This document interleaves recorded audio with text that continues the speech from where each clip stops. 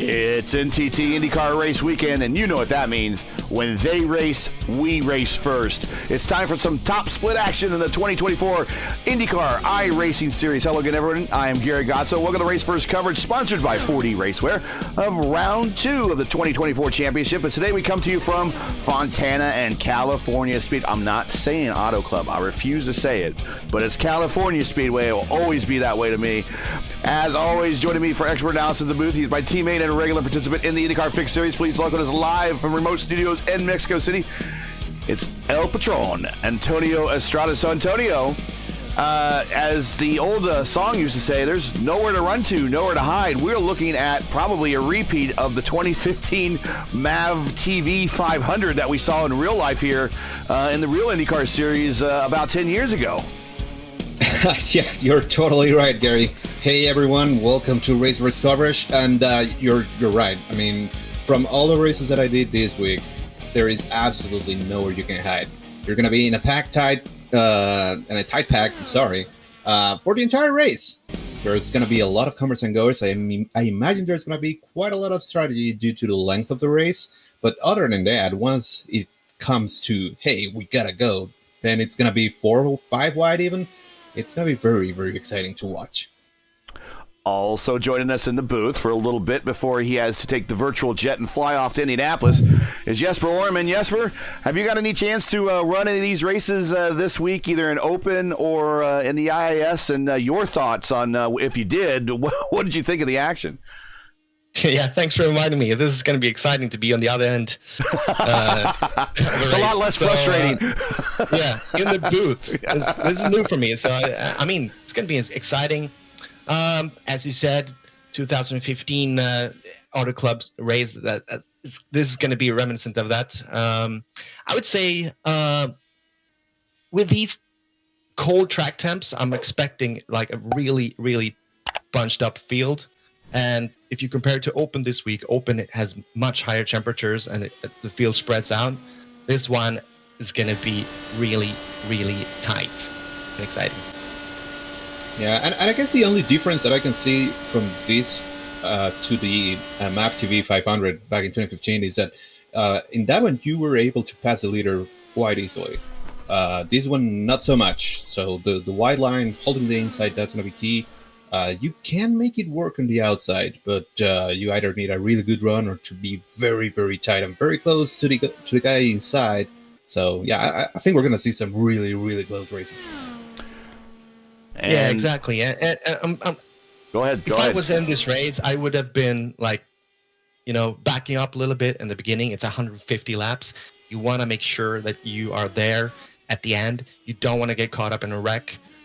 So what I would do, and what I'm expecting a bunch of those guys in this race are going to do, is they're going to back off a little bit and let the, a little bit hot-minded guys, I'm not going to mention their names, they'll be up front. They're going to hustle for the lead and show them what they got, and expecting, like, for instance, the Team Talent guys probably going to back up a little bit in the beginning, but they're going to be there at the end for sure. All right, well, before we get to the starting lineups, the strength of field is right out of 4.5K. 150 laps, 2 miles, 300 race miles is the distance. The track records that you need to know from Fontana as we're getting ready to line up. Connor Harrington is going to be on your provisional pole. We'll get to that in just a second. Kart using the measurement of slightly bigger than 2 miles, 2.029 miles, and set ages ago now, in 2003. Jill DeFerrin set the kart and world closed course speed records here with a lap of 2:41.428. To date, Fontana remains the only oval in the world that has recorded an official lap above 2:40. The IndyCar IRL track record set by four-time Indy 500 winner Helio Castroneves set in 2003 as well. He turned a lap of 2:26.757, which is a seemingly pedestrian speed compared to what DeFerrin turned later that season. IndyCar record for the fastest 400-mile race was set here. That was also done in 2003. Sam Hornish Jr. set it with an average of 2:07.151, which we might actually see a little bit here. It was clean and green for much of the race yesterday, and the all-time winners leaders here are Sam Hornish, Jimmy Vasser, and Adrian Fernandez, each with 2. Fernandez is notable because he's the only driver to win in kart and in the IRL. Let's get this starting lineup right up and get go racing, boys. All right, so in the pole, it's Connor Harrington from private label Team Hype with a 32.2. He's going to be joined on the front row by Andreas Eick. Although I just saw that Connor had an upload packet loss, so he disconnected from the session. Hopefully, he's able to make it back in time before the green flies out. Then in row 2, we have Phil Krause, and he's joined by Chris Wilhite. And there is... not Connor yet, sorry. Phil Krause and Chris Wilhite, row 2. Row 3, we can find AJ Musselman. He's joined by Kevin Burrell from Satellite Racing. Then in row 4, we can find Chad Simpson and Tony Shawan. Row 5, we can see Matt Taylor and Matt Hollibaugh. In row 6, we have Trace Shadid and Hayato Matsuda from Japan. Row 7, we can find Ty Quilla and Blake McCandless. In row 8, we can find Gabriel Lafreniere from Canada, and he's joined by Robert Nash. Row 9, we can find Stephen Lee and Tom Dryling. In row 10, it's Aaron Russell and Jason Willott, the last one of our drivers that set a time. And then we have in row 11, Hugo Olsen. He's joined by Justin Leo. Row 12, we can find Rashad Craig and William Kemp. And bringing the rear is Kevin Chalk. Now, I don't see either Connor or Ty in the current scoring. Quilla is on pit road. Yeah, so they're going to be starting from the pits, which is not necessarily a bad idea. Quilla is on pit road. He's opting for that pit road start. Kraus will move up into the number 1 spot. And apologies, I just mentioned, I said Blake McCandless. It's Philip Cecil McCandless. That was my bad. And he just pointed that out for us. So, yeah, we're ready to go green here. Guys, time is running out for Connor. He needs to find his way into the car here real quick. This is not good. Yeah, this is one of those things where you lose iRating, and it's not even your fault. But green flag is down, and Kraus to the point, filling in that spot where his teammate just was. Right behind him is Andreas Eich and AJ Musselman.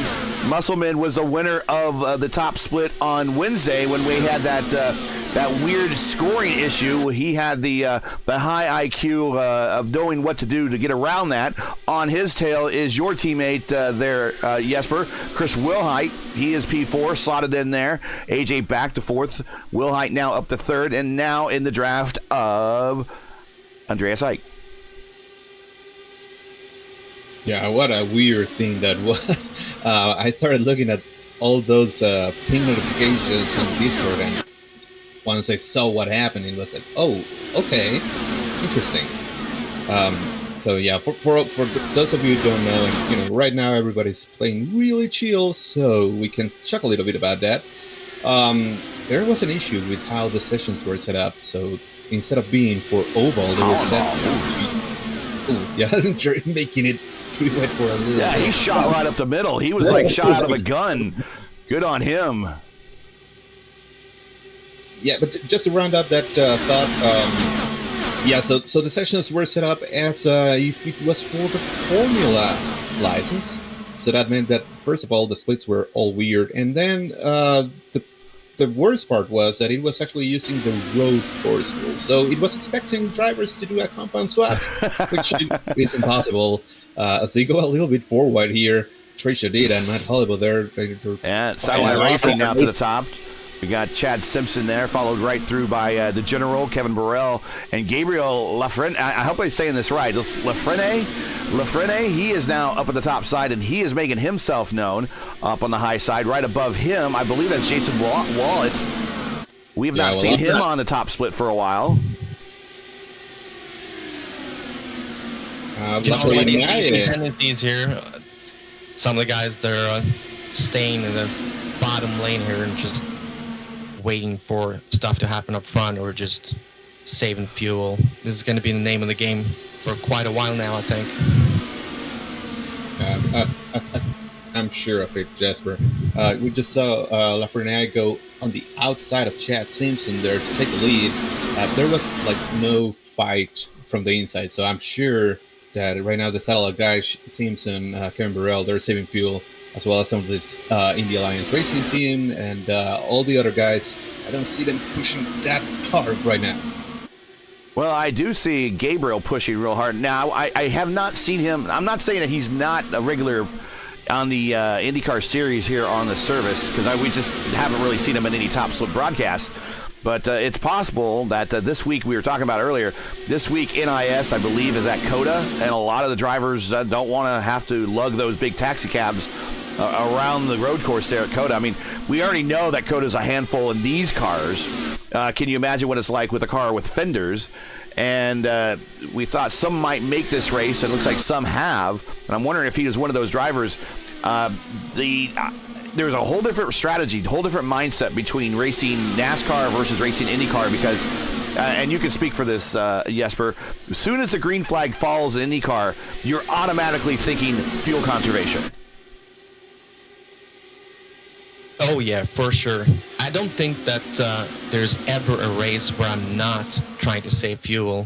It's so important. It gives you, so many options. Let's say you have 1 or 2 more gallons than your opponents. You can choose if you want to go in and you'll save a bit of time in the pits, or you can choose to stay out, and more often than not, that yellow comes out and you benefit from it. Or if you have to pit, it's a shorter fill. Exactly. So there's never wrong, basically, to save fuel if you can.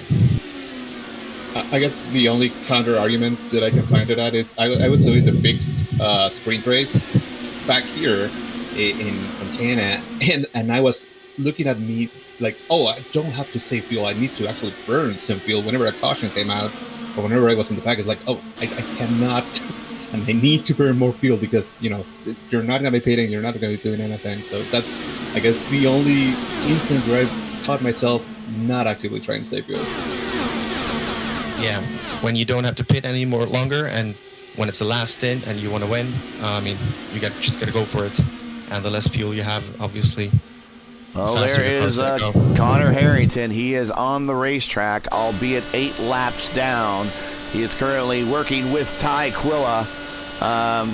They have sight of the lead group. I don't know if they're going to catch it, but these two could really use a caution to grab back up to that lead pack. But everybody from 1st to 23rd, cover them with a blanket. Your teammate Rashad Craig is kind of hanging out in the back there, just keeping all the action in front of him. Strategy? Absolutely. Rashad is a very calculating driver on the ovals. He will know when it's time to go. He will know when it's time to back up a little bit and save both tires and fuel, and just he will have his eyes focused on what's happening in front of him, and just to avoid any kind of hint of a wreck. Well, so far, everyone is being very well behaved. Right in front of Craig is William Kempf, that Lucas Oil throwback that we used to see on the IndyCar Series back in the early days of the IR18. Like that paint job. Of course, Robert Wickens drove that. Every now and then you'll see Robert Wickens on the sim. Yeah, I cut him once. He was crazy fast. Back up front is Gabe and Jason Wallat. They are both been swapping the lead back and forth. Chris Wilhite is P3. Matt Hollenball, P4. Andreas Eich is back to 5th, but again, he sees the leaders. Nothing critical there. Tom Dreiling on the high side in a very good lime green and silver painted livery there. Look at that thing. That's nice. He has worked his way on the high side. Now he is slotted in the 4th behind Wilhite, 13 of 150. So we're looking at, they're about a third of the way through their first set, maybe a quarter of the way, depending on. We saw him go as long as 39 laps yesterday when I watched yesterday's race. We saw him go as short as about 32 laps in yesterday's race. So it really depends on where you are in the pack, what your fuel map is, and how much you're able to actually lift as you're in this super draft, because the draft is very OP at this particular racetrack. Yeah, for sure. And how much you're pushing right now, I think I see most of the field like really chill. But some folks like Dreiling, I saw him like shoot back up. Same with Wallat, same with Lafreniere. I'm not sure how much fuel those guys are saving up front. But there are only 2 cars running in the 218s that last lap. Everyone else was below a 218. Yeah, there you go. I think they're not necessarily saving. So, I mean, that can also work. You get some track position, you're fighting, you're making your way up top, and then if a caution comes out, then you're going to be a little bit more level with some of the other guys. And although they're going to have a shorter field, it's not going to be as extreme for you. So it's also a valid strategy.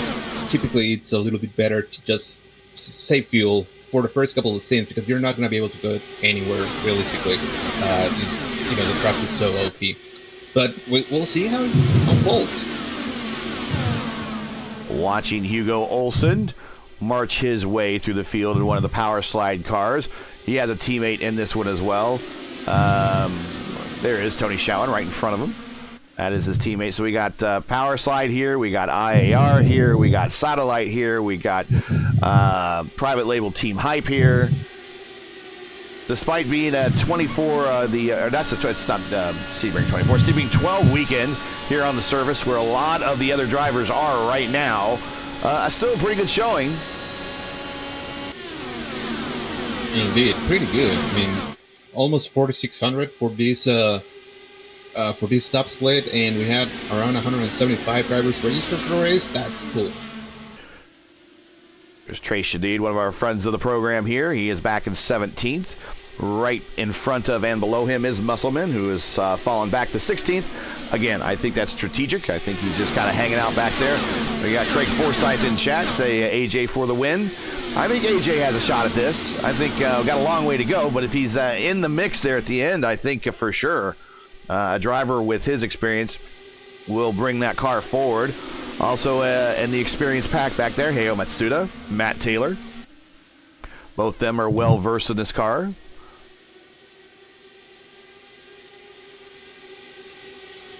Also, just a matter of time now before Taikila is caught up to the field again. Yeah, he's been smoking back there. Let's check these guys out. They are working well together. They have closed that gap quite a bit. Yeah, it's only 2 seconds now. They should be getting in range of the draft in a couple Another of half second. They will be in the draft envelope. And we know how fast those private label cars are.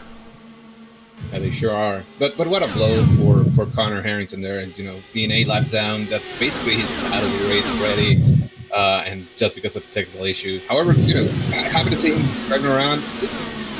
Chai goes a little too close to him. Stephen Lee up to fifth.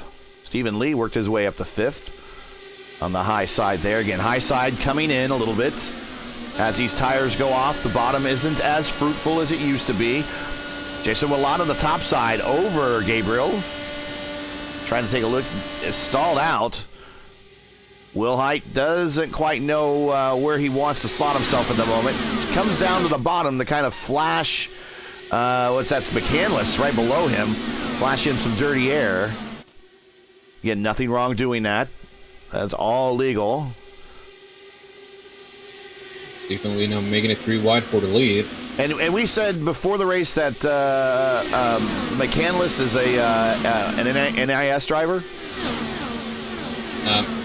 Yeah, no, I messed that up. It's not Blake, it's Philip. Okay. This is Philip McCandless. I did watch yesterday's top split of this series that was won by Robert Malechka, who had a rocket ship attached to his race car all race long.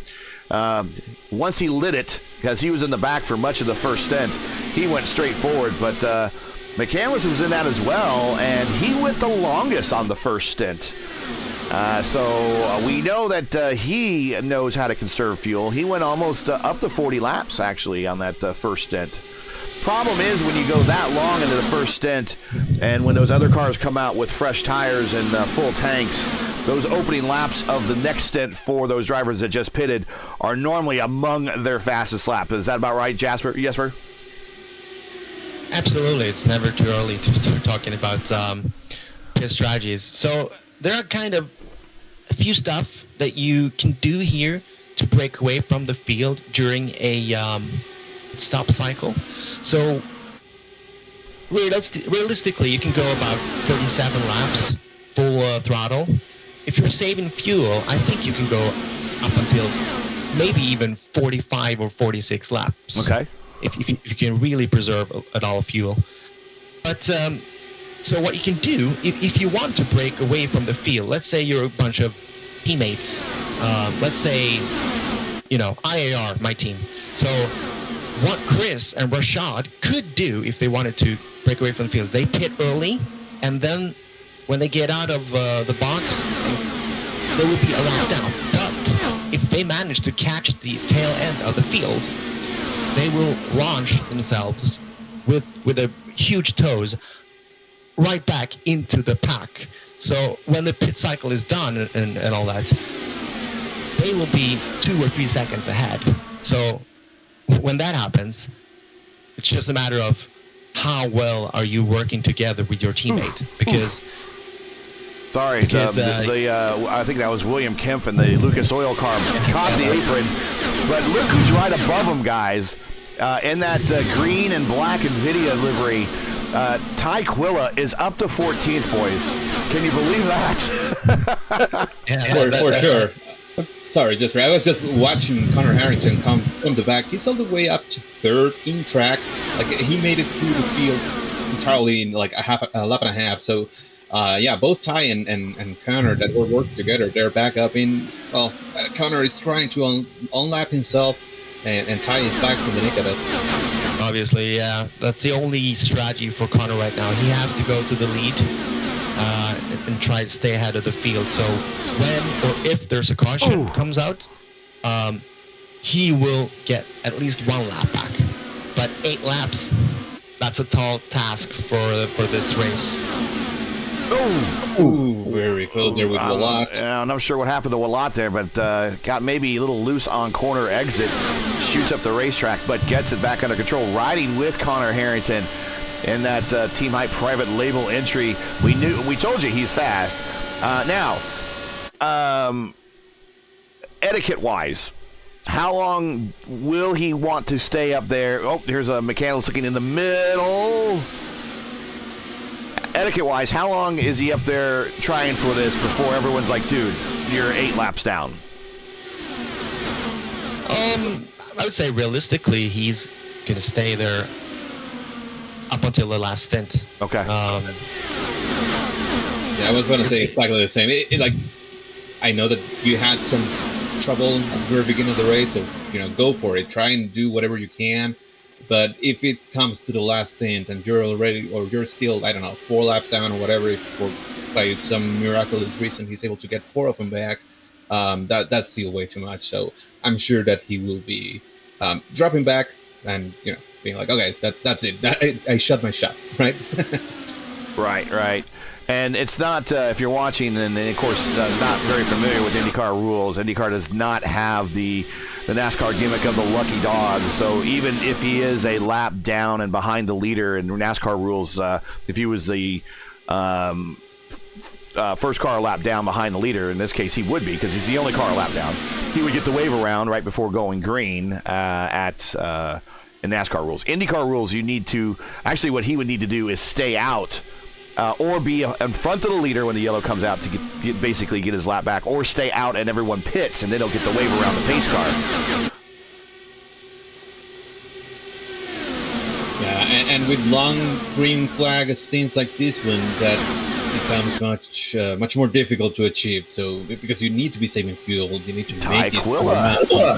Yeah, Ty Quilla now is up in this battle. He is seemingly followed through his drafting buddy for much of this first stint, and is now up on the high side in that second lane, right above Gabe, down there in the bottom next to the apron. He has moved to the front, and he is now P2 on the racetrack, third on your screen at the moment.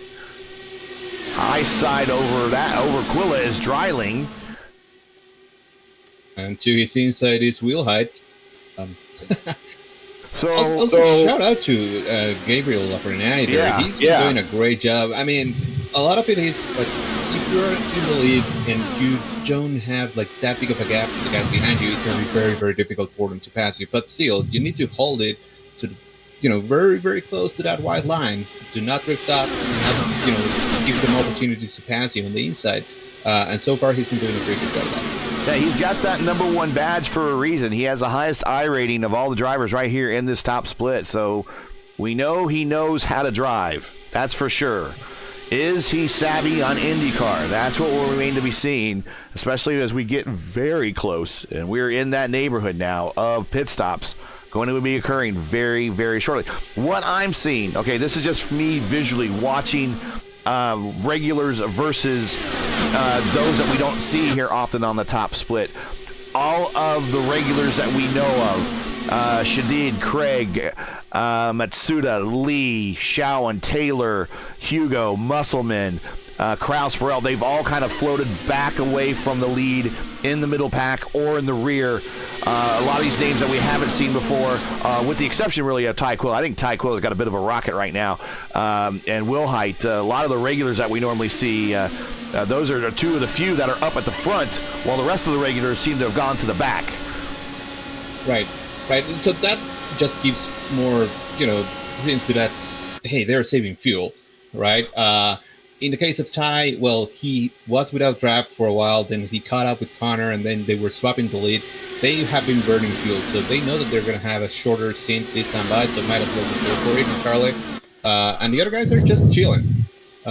So, yeah, I think we're going to see how this develops, because there are going to be a little bit different strategies on when these guys come into the pits. Definitely expecting Lafreniere and Keelan coming down the pit road in about 2 laps. And as far as the call them top drivers, they're going to have to start battling for positions now, because you don't want to be too far back, because then you risk, when you get out of the pits, okay, you risk Gabe. losing the pack. Pit road, Gabe on pit road, locking him up. Did he get down to the speed limit? Ooh, he looked like he might have been over it at the line. We'll see if he gets that long hold. And that gives Harrington one of his laps back. And I'm sure that Field Cross is going to be happy just riding behind him.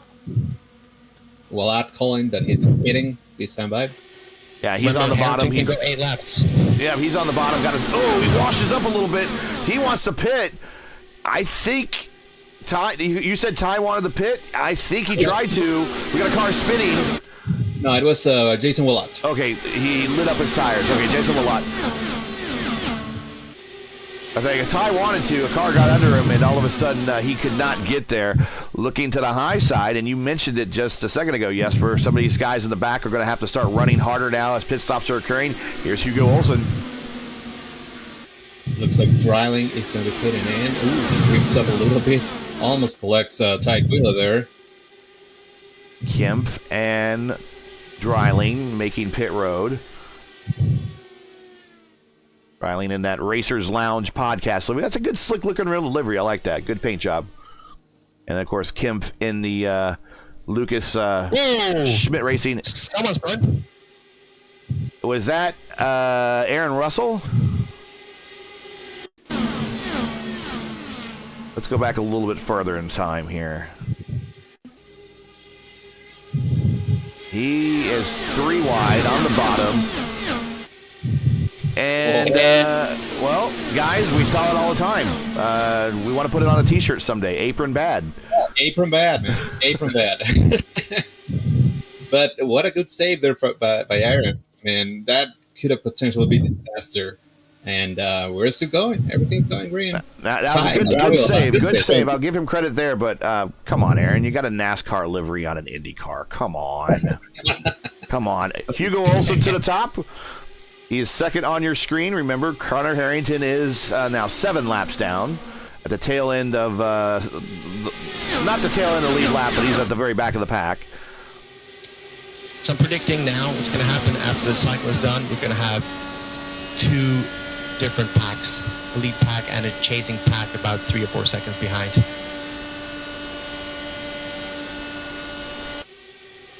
Hugo Olsen. You got to make sure you're in that lead pack. Yep. Hugo Olsen, yep, that's what I thought. He made that additional dip down the backstretch to kind of give the nonverbal communication that I am pitting. He is pitting with your teammate, Jesper, Chris Wilhite. We have not seen Chris Wilhite a lot on the Top Split broadcast here recently. Good to see him back. We have missed the IAR purple car. Absolutely, so have we. It's so great to see him back in an IndyCar, and he's going to be running more of these, and we all know how fast he is. A little bit of teamwork up front. Harrington gave the draft to Phil Krauser, taking the lead. Here comes Connor. We're gonna we got Philip Kraus and Connor, and they're gonna get around Hugo, put Hugo a lap down, and they're gonna try and stop the lead for a little bit. I'm sure that Connor is probably very close to being out of. Oh well, actually not, because he's 8 laps down. And now into the mix, here's AJ Musselman. I always say you can't have an IndyCar race without AJ in a lineup.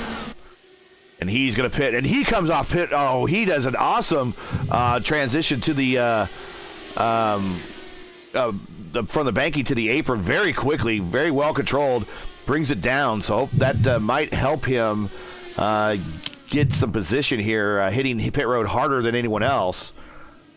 Yeah, and Kevin Burrell comes with him. Yeah, the general Kevin Burrell. Rashad Craig also in pit lane, and Matsuda and Nash are going to be pitting in. So Rashad has kind of the benefit of one of those first stalls. That's as soon as you come off the banking, he's not on the button very long. But then, of course, he has this long run out. That's painful. Yeah, Rashad, he's going to have to hustle here, otherwise he'll lose the pack. We'll see what happens. And down on that apron, very slippery, and all the while that you're trying to bring this car full throttle for the most part. And I know that a lot of people specifically set their weight jacker and their anti-roll bars so they can handle the bottom, and then on the backstretch reset them for what they normally want during the race. Everybody pitting now. That's Kraus, Shawan, Ike, McCandless, Taylor, Holloway, and Simpson. That was close, but I think they made it. That was pretty impressive. It was very close between Andreas Ike and Tony Shawan. They almost hit each other. Watching Ike, started from the front row there. Actually, So yeah, the he net just started leaders- front row. Go ahead. Net leaders are really pushing now. It's going to be Hugo and Chris. And everybody's kind of struggling to maintain the speed. All right, Connor gets Really out special. in front of his teammates. That's going to be helpful for his teammate. Connor still, again, 7 laps down at the moment. Bill Kraus is the leader. Will Height from the high side is going to get around with the help of Olsen. Olsen looking to the inside in 3, up the middle, and to the lead for Hugo Olsen.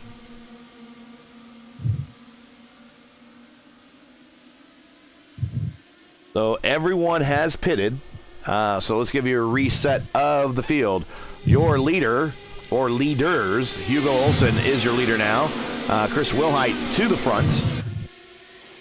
Phil Kraus, the 4th car in the picture, is 3rd car on the timing score, on the timing tower. AJ Musselman up to 5th. Shawan up to 5th. Musselman up to 4th. Kevin Burrell, the general, has marched to 6th. Ty Quilla still involved there. In the middle, wow. Between Stephen Lee and Gabe there. He gets the position, move him up to 7th. Gabe is now 9th. Stephen Lee move him up to 8th. Andreas Ike did not have, I don't think he got a stop he necessarily wanted.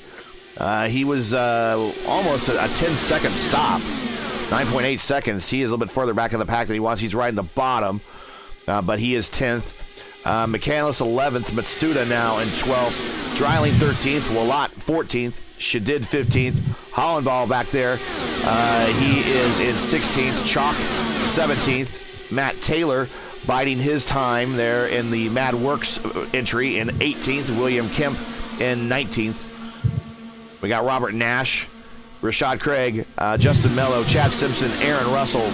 That's 20, 21, 22, 23, 24, and your 25th and final entry. So we have all cars still running is Connor, but he is right there in 3rd on the racetrack, trying again to be up the front as close as possible. So when the yellow does occur, he might get a lap back.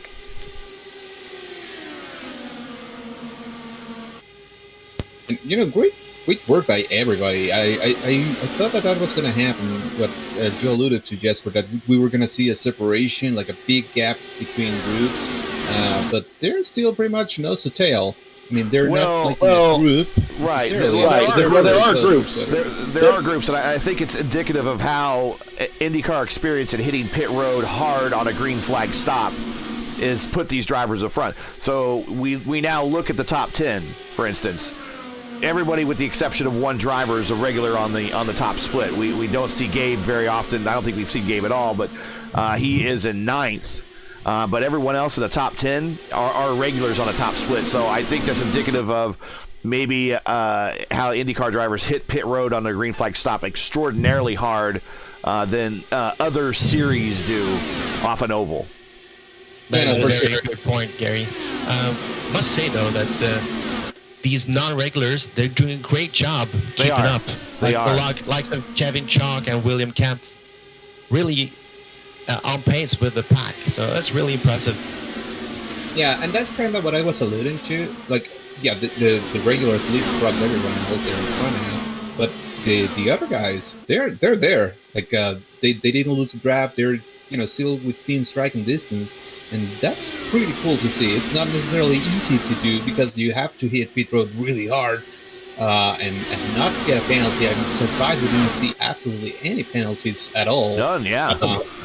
So yeah, it's been some really good racing. Everybody's been heads up, no incidents. Very very happy and how this race is unfolding. And also, let's throw another shout out there to William Kemp. Kemp there with the purple lap, set a little bit earlier in the race at 31.9, so he has pace as well. This is open setup, guys. This is not fixed setup, so all these setups, for the most part, are custom to each driver's preferences. Let's take a look at some race laps here. Last time by, Hugo Olsen 219, Will Height 219, 219's all right. Stephen Lee at 220.5. You see McCandless with a 220.8. They made it through wide for a second between Shaw and McCandless. Walat. Shawan had to lift way hard, and Andreas I had to take a evasive measure there. But again, really heads up driving from everybody in the back so far. 54 now, 55 of 150, so less than 100 to go. Still a couple of more stops in the books for everybody.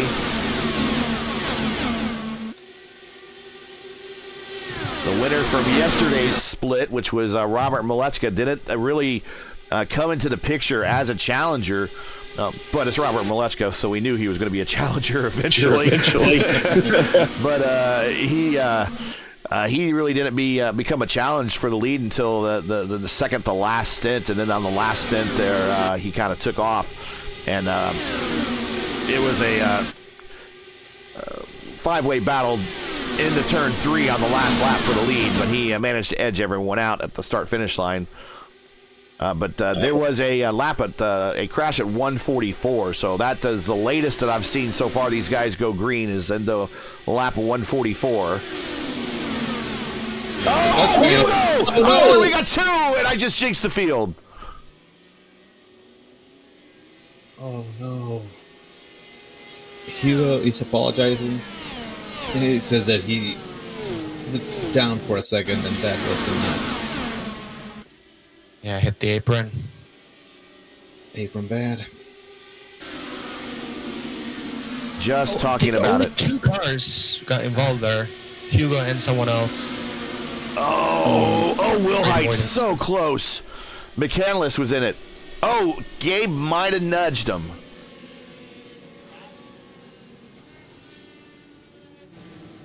So let's go back and look here. Gabe seizes in front of him. Car bounces down. Oh, so close. Let's check out from Will Height's point of view.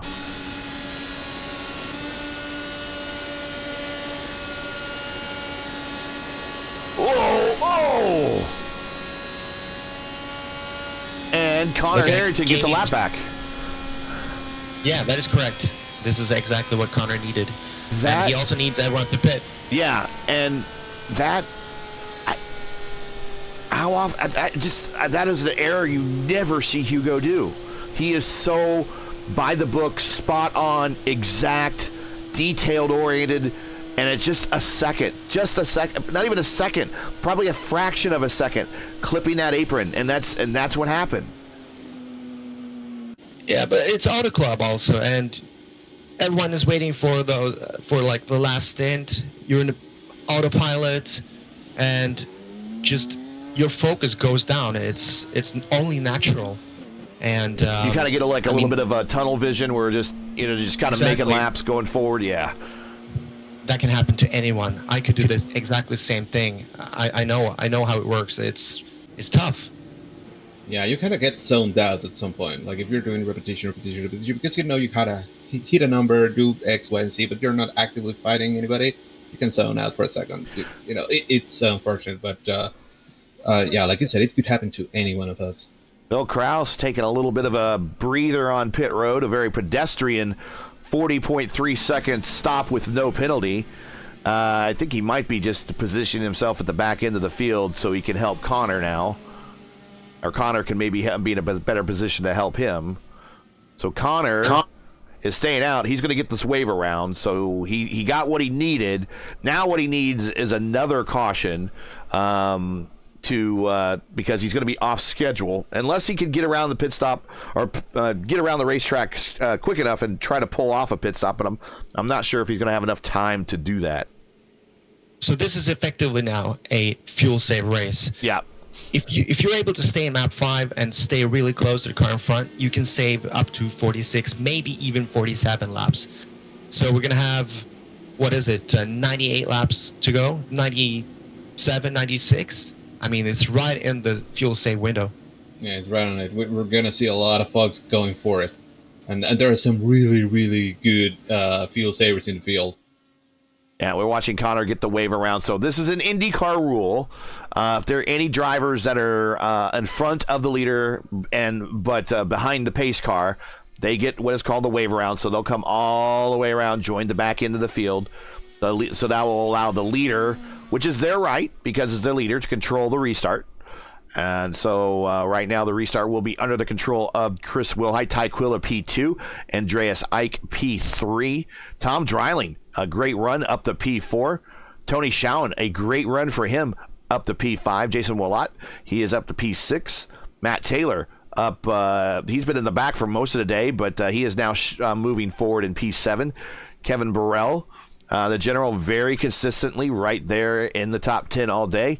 Gabe, I don't know if he maybe has some damage. It doesn't look like it, but he got really close on that impact to Olsen as Olsen rebounded off the wall. And Rashad Craig, your teammate, has worked his way up to 10th. We're getting ready to go green for lap 60. And just super quickly before that goes, although they're going right now, there are a couple guys that topped off. That's Hollywood, Musselman, Chalk, Simpson, Shadid, Lee, Melillo, and Cross. They all went in the pits lap 58, so they have a little bit of extra fuel to go the distance. What do you think, Jesper? Is it going to matter? It could matter. I would definitely do it if I was towards the back of the pack here. There's virtually nothing you lose from topping off a little bit. You gain, 0.2 gallons? Yeah. It doesn't matter. Yep. That gives you a little bit more wiggle room. Today's coverage sponsored by 4D Racewear. Check out their made-for-sim racing line of gloves, shoes, and apparel. Visit them at 4dracewear.com or click on the link in the stream description. Or if Craig Forsyth would like to, since he is a 4D Racewear driver, he could type the URL into chat. And you can just click off a chat and go to 4D Racewear. Pick up a pair of gloves if you need them. And I would imagine everybody that's in this race, for the most part, should be gloved up. They're probably gripping the steering wheel extremely tight. After 150 laps, Jesper, running this place, especially in a pack race like this, how cramped are your forearms after the race? I mean, in the beginning, when I had bought my direct drive, I was, even after short races, I was feeling really bad. But now, I mean, you kind of get used to it. You kind of get used to what you can do with your arms. You can kind of put your elbows a little bit towards your stomach, and you will effectively rest your arms while you're driving. It's really important because you don't want to be stiff or in your arms and or anything like that when at the end of the race. Yeah, and I also find myself not gripping the wheel as tight, especially when I'm not doing like something super active. Like if I'm saving fuel or if I'm just trying to manage a number, it's gonna be much, looser grip.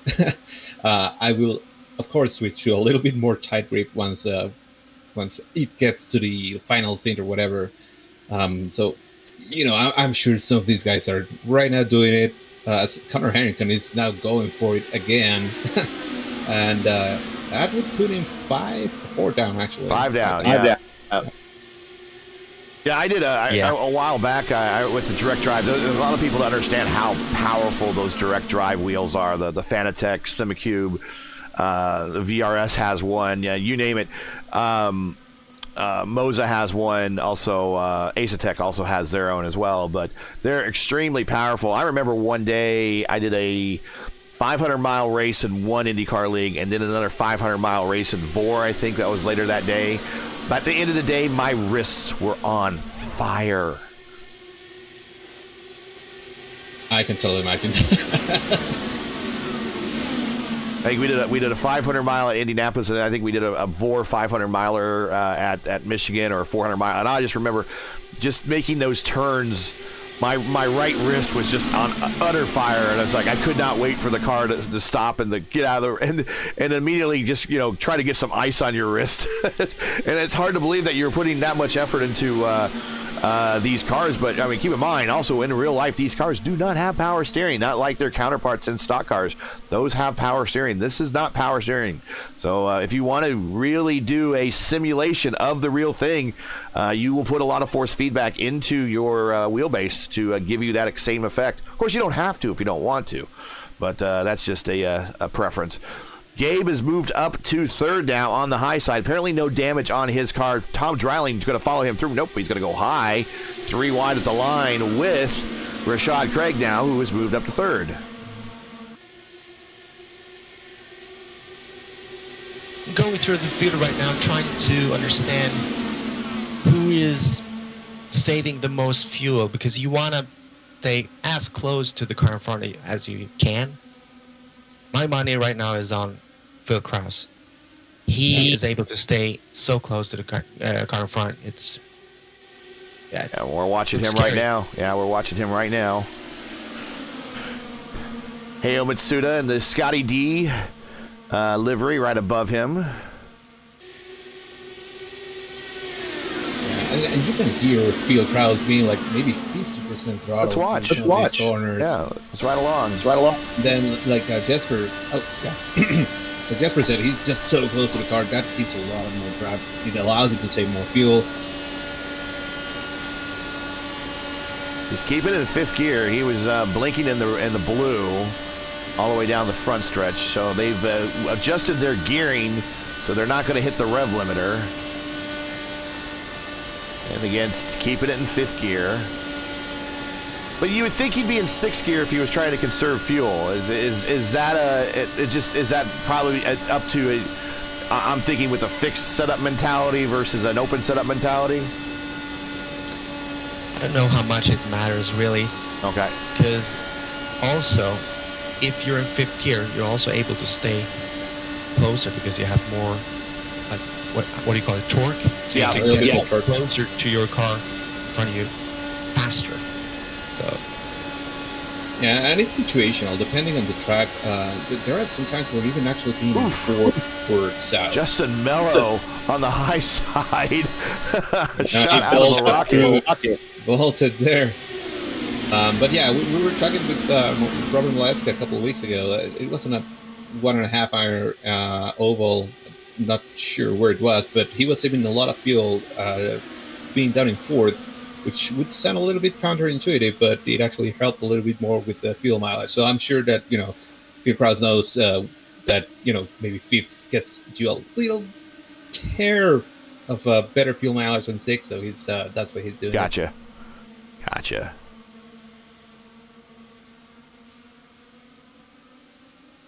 One driver that I'm currently looking at that I think is looking real good, and he's always kind of hiding in the shadows, and when the race is about to close, he is always up front. Matt Taylor.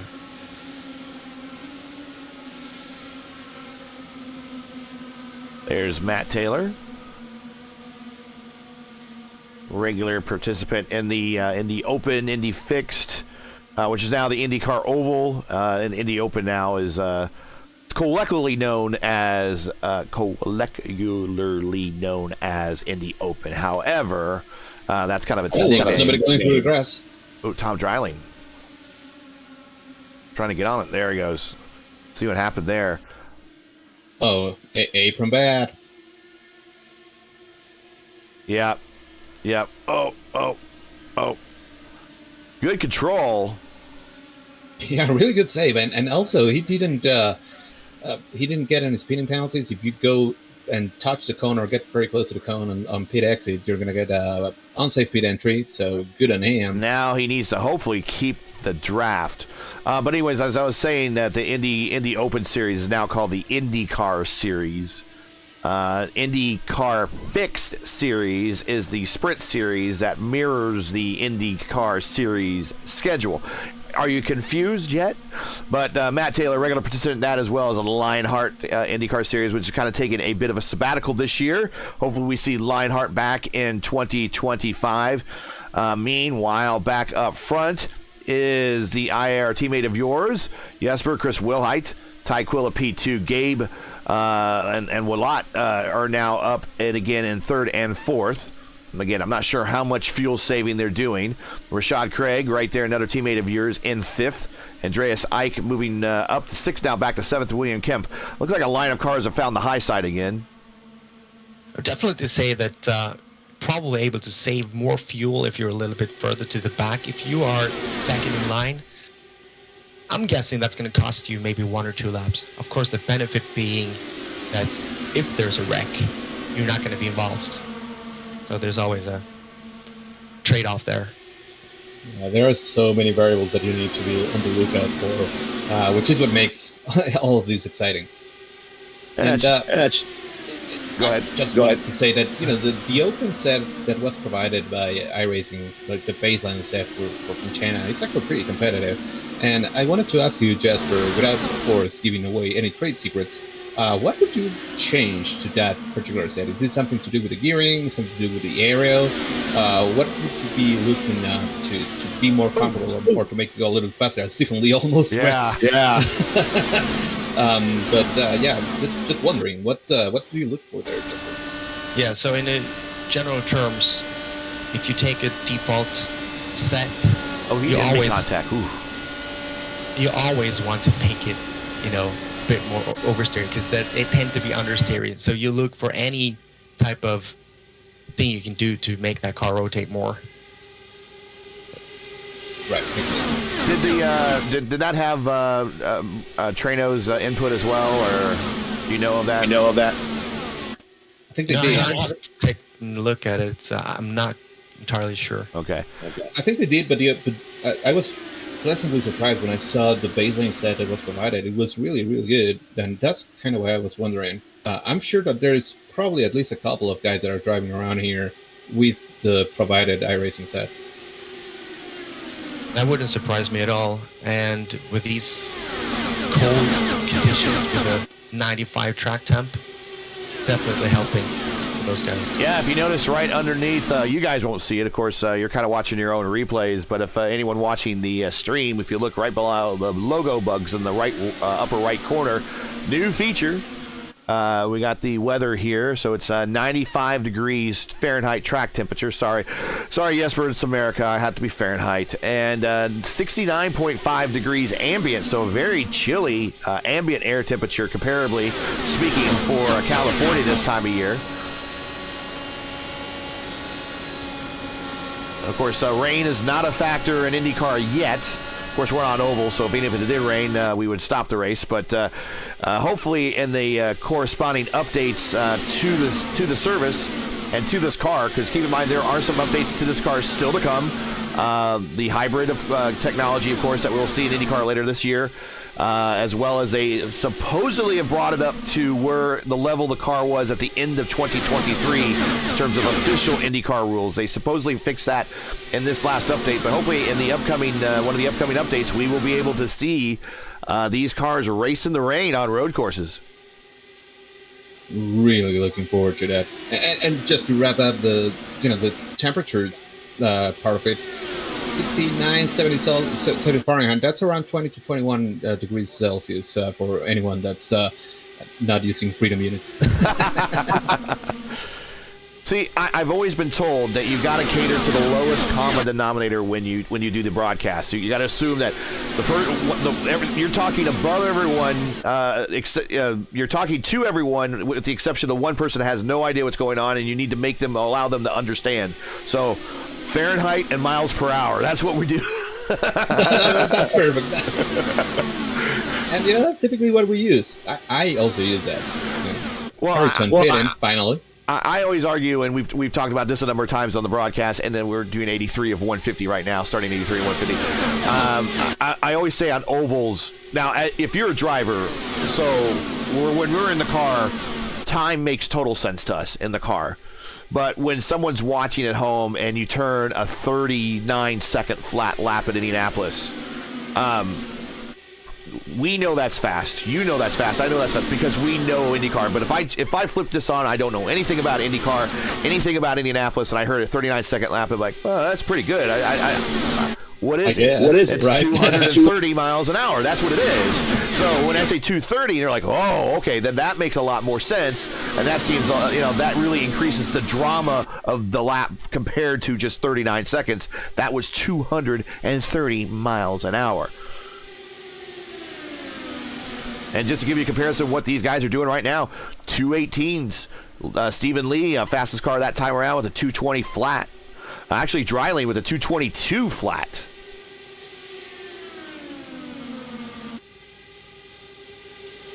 Yeah, but at this point, everybody's saving fuel. A little bit of fuel, at least. Not sure how much. I don't know how much. Well, let's talk to Jesper here. I mean, how much is Chris able to save where he is? He's pretty much been at the lead or up near the front the entire time, punching a hole in the air for everyone around him. Yeah, I can tell you that he is not saving fuel. He's going with. He's gonna pit two times here, so he's betting either that these guys behind him can't make it, or there's a yellow coming up.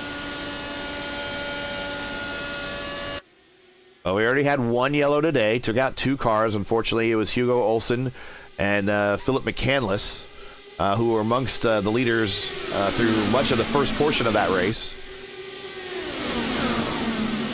And the only caution in the top split race yesterday happened at lap 144.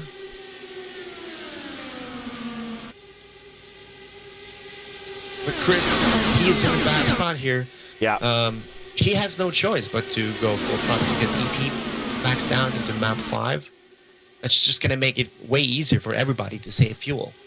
So he has no choice but to go full throttle here and just hope that no one makes it. So he is the rabbit. Everyone else is the hound at the moment. Forced to chase down Chris Wilhite. Yeah, maybe. Go ahead. Sorry, you can also see Ty right behind him. He's not even attempting to do anything. He's happy, super happy, to just right behind him. Same with Lafreniere there on the outside, because you don't really want to pass him. You don't want to be that guy punching the hole in the air for absolutely everybody else. You're just happy chilling behind him, and that gets accentuated the more you go through the field, and you have a bigger, wall of earth that's being lifted by the guys in front of you. So yeah, like Jesper said, he has no choice but to go for it. Well, I would thought that Gabriel would be tucking in behind the car more often, and he was more often or not pulling out and getting a full face full of air. Well,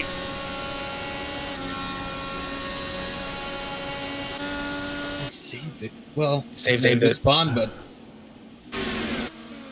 no caution. Well, that's what happened? He just got loose.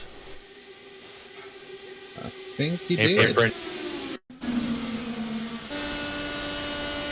Yeah, you're right. He got loose. Yeah, no apron this time, but Is that the danger from running the bottom for so long?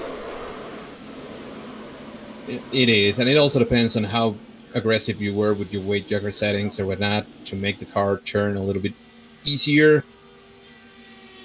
Yeah, he probably went a bit too aggressive on the tools there.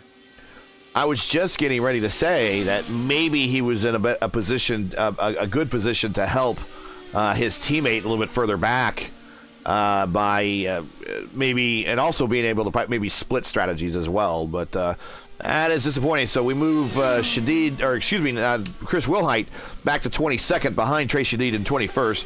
Trace, a very quiet race, just kind of riding out back here. We know he's good on these super speedways. He's back there with AJ Musselman. I would imagine when it's time to go for these two, they'll probably just follow each other to the front.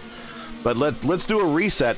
Stephen Lee's now your leader with Gabe up top. Aaron Russell, a name that we only kind of joked at him a little bit for having a NASCAR livery on an IndyCar. He is now up to third. Ty Quilla, been fast all day. Started even from pit road and ran down the leaders.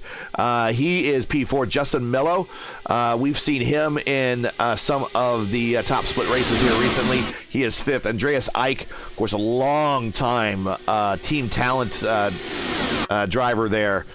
He is P6. Justin Willett, P7. Kemp in P8, and Craig in P9. So again, I'm seeing a lot of the familiar names going back to the back again.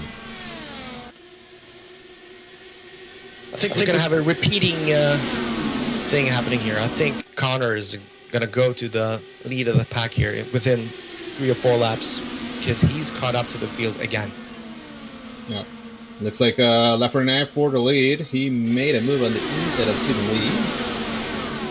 Move him back up to the front.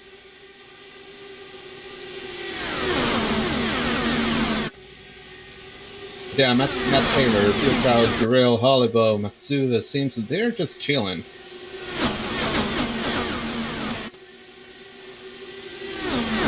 Connor Harrington just takes 2 cars on that turn right there.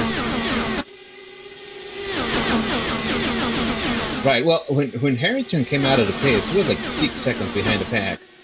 So that also tells you a little bit about how much the entire of the pack has been kind of fuel saving a little bit here and there. That allowed him to be part of the pack now. He's going to drive through all of them, I imagine. He definitely made sure to take out all of that downforce he had.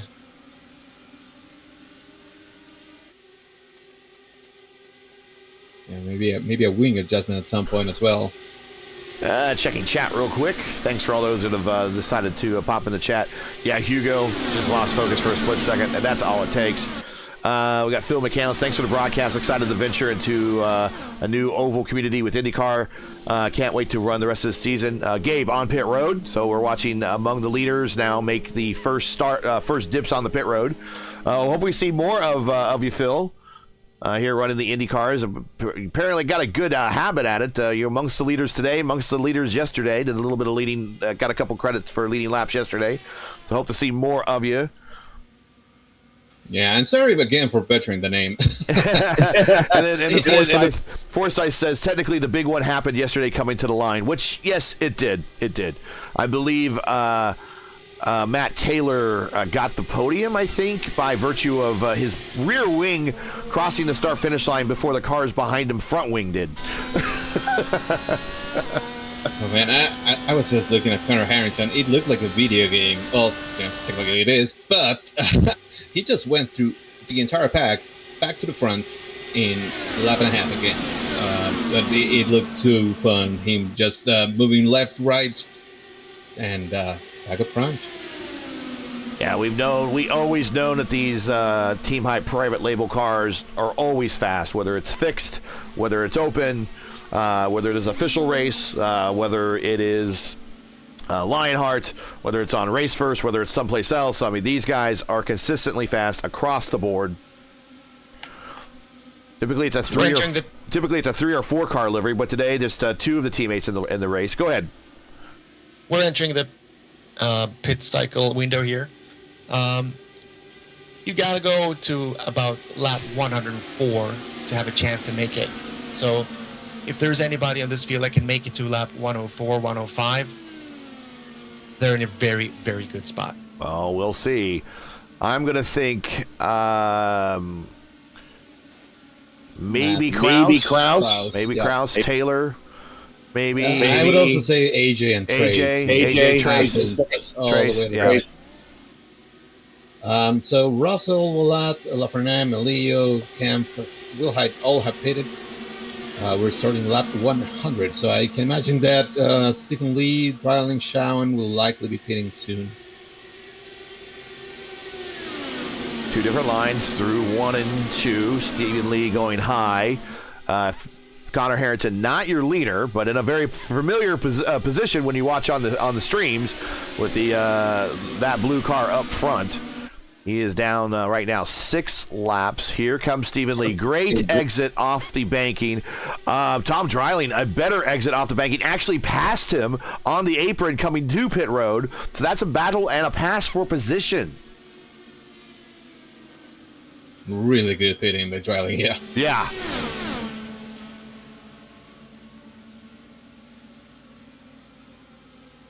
Everybody needs to hit their marks, not roll through. Everybody up on the pneumatic jacks. That's how the cars are jacked up here in the IndyCar Series. Little pneumatic jacks shoot down to the bottom. And then single lug hubs that they secure the wheels with. Easy on, easy off. You can normally change a set of tires in about 5 seconds. Fill the tank up full, which is just over 18 gallons, and away they go. Oh, Shady actually went into the pits. I was not expecting that. Tyquila, Tracy did. They're both right now in pit lane. Shawan calling out that he's going to be pitting in this time. Watch Shawan right now. The remaining power slide entry on the racetrack. Unfortunately, Hugo wrecked a little bit earlier. So Shawan coming on the pit road. Here comes your teammate, Rashad.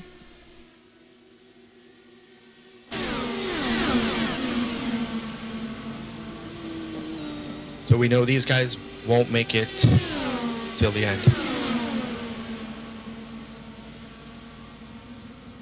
Matsuda calling out that he's going to be pitting in this time by. Here's Matsuda in the Scotty D Ganassi livery.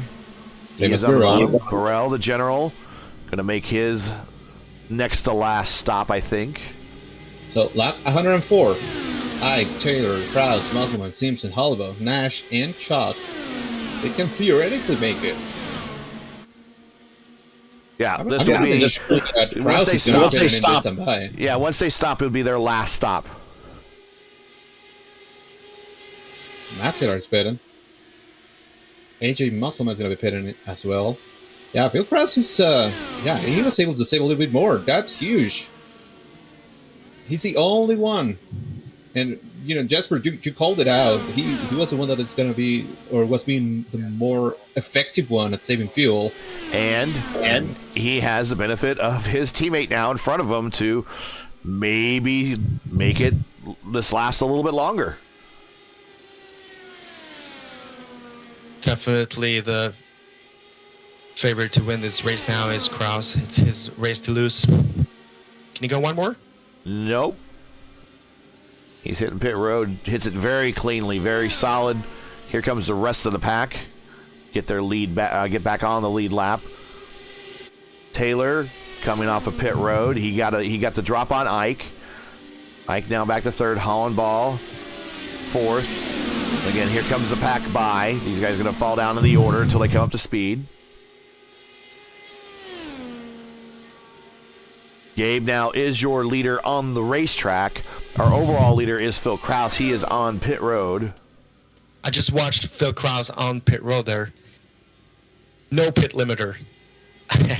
And making sure that he takes every mile per hour he can throughout the entire pit.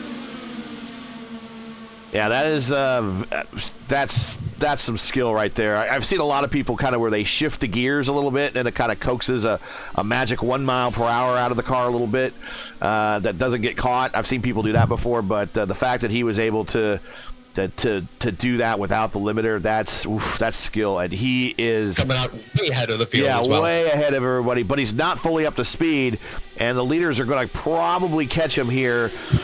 Maybe there. I also don't think he wants to lead. He wants to be saving fuel. Yeah, he's going to let him by. Yep, they were going to catch him at 1.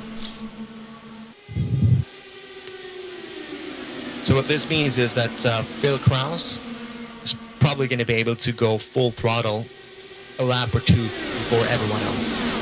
So he's going to make sure that he is in the winning spot at the end. He's going to go for that inside and just stay there. But it's a long way to go. Stephen Lee and the Gabe getting really close there in corner entry. So Stephen Lee is now 7 laps into his stint. We believe he has to stop again. Gabe here, he is 12 laps into his current stint. We know he has to stop again. Tom Dreiling and Aaron Russell. Dreiling 7 laps into his current stint. Probably he can conserve, maybe make it, but he might have to stop. Russell 9 laps now, 10 laps into his current stint. He's probably going to have to stop. Yeah, I think pretty much everybody that's in front of Krause has to stop. The closest one is Tony Shawan, but that's still going to be a tall order. He would need to be map 5 and just lifting super hard, and I'm not even sure that you're going to be able to make it. Well, right along with Tony Shawan.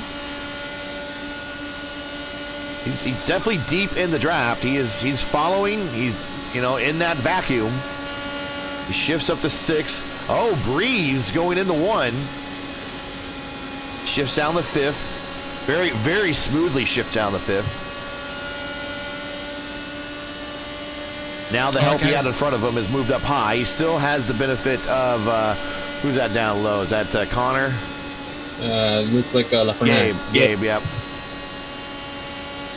I gotta make my way to Indianapolis, guys. All right, well, we'll have fun on the virtual jet, and good luck, and maybe we'll see you on the other broadcast. Thanks for joining us, man. You've been awesome. Thanks. It's been a great race. Yep. Yeah, yes, Warm and everybody from Indy Alliance Racing joining us in the booth for the almost his whole race, first 3 quarters of it. And speaking of Tony Schowen, P2. Interesting. So he's probably not saving that much fuel, I guess. Like, at some point you're going to realize, like, I'm not going to be able to make it, so let's go for it. The only saving thing would be a caution for all this traffic around lap 100. Yeah, I don't see any scenario until a caution. William Kim must have had a moment coming off of corner. Let's see if I check the replay here. Yeah, off of 2. Off of 2. I think he saw. I think he thought he might have been getting high and going to go into the side of the car ahead of him. He maybe lifted for a second and cost him momentum down the backstretch. Yeah, you know what? He barely clipped the apron for a second. Okay. And then that moved him up a little bit more to the up the racetrack, but he was able to keep it clean. That was a little bit of a sketchy moment. So I don't see a green flag scenario where Gabriel wins now. No way. And he's been out front. He's been doing a great job of managing the pack and whatnot. But he still needs to pit. Same with Lee, Russell, all those guys up front. Again, the only one that can make it is Phil Krause. And potentially Matt Taylor, Matt Holliver, maybe Kevin Burrell with a little bit of fuel saving. Matsuda, Ike, Musselman, Simpson, but those guys are a little bit behind Krause in the track. 8, yeah. Taylor is 9 laps on this current stint. Ike is 9 laps, and AJ's 9 laps on this current stint. So they're all, and Taylor. So they're all in that neighborhood by a lap.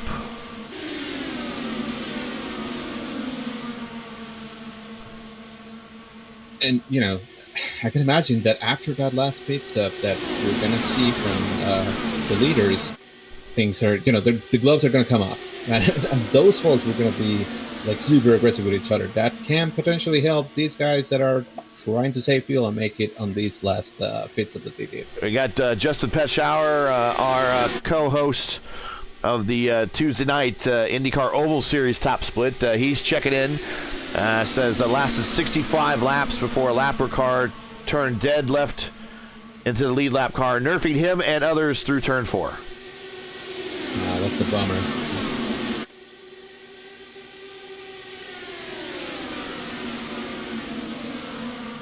And I want to say that's the difference between a top split and a non-top split race. But these guys are not, Schowen pushing way up the racetrack. These guys are not above making mistakes. I mean, they're all human. Like I said, unless they have a special machine, they all put their pants on one leg at a time. So we're all human. Yeah, I've also seen some, things that would be head scratchers really in any race, but I've also seen them in top split. So it's part of what makes us human. We all make mistakes, and that's what happens. It's less prone to happen in the top split, that's for sure. Again, if you're just joining us, this is Race First coverage, round 2 of the IndyCar iRacing Series, coming to you from California Speedway and Fontana. Track cams are provided by Track Cams for Gourmets at trackcam22.com. Get your own track cams there for your own personal use. They do a great job. We're using their latest oval package right now. But thanks for joining us. Make sure to smash that like button. Don't forget to also subscribe if you have not done so already. And if you feel the need, We do not do this race for any money. We do it for donations only. So if you are so inclined, feel free to find our GoFundMe link in the description and donate to the broadcast. We really would appreciate it. That helps us with a upcoming refresh that we badly need, and that will get taken care of here. And with your monies, there's Connor Harrington on Pit Road, as well as licenses and hardware refreshes, of course. And we gotta pay for the good services of Antonio Estrada as well. So make sure to send in those donations. We really, really would appreciate it. I do want to say that our IIS broadcast from Sebring is already amongst the top 15 most viewed races on Race First already. We have well over 300 in the catalog. So I suspect that this race will be right up there to join, especially if it gets exciting as it did in yesterday's top split. We will have people while we watch this over and over to see how IndyCar racing and pack racing is done right here. So thanks a lot again, and then we will be here in 2 weeks. Actually, not more than 2 weeks. And April 20th is our next race after this, as we will go to the beach at their Long Beach Grand Prix. Oh, Stephen Lee, Gabriel Lafreniere. Yeah, this is their final stops. And something that's also huge for crowds here, Connor Harrington just came out of the pits. He's maybe half a straight away in front of this pack. They're going to catch him, and then he's going to be able to draft off of him for the remainder of this race.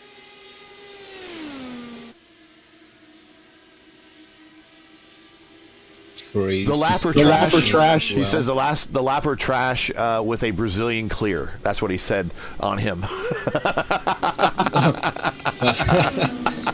Well, that happens. You know? I am so happy that we've been able to coin that. Things are getting a little hairier right now.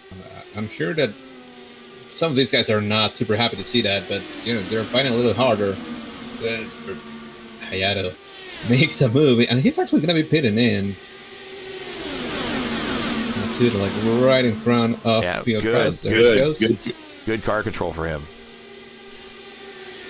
Of course, he has to get down to the limit of those cones.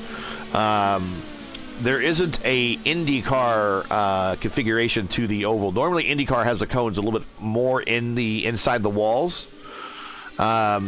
It's again a NASCAR world, and we're just living in it. And the NASCAR configuration of the oval is the cones are right at pit entry, or right before pit entry. And it is a splash and go for Matsuda. No new tires. Right, Cole. I mean, you don't really need tires. The only thing you need is a little bit or additional fuel to make it to the end.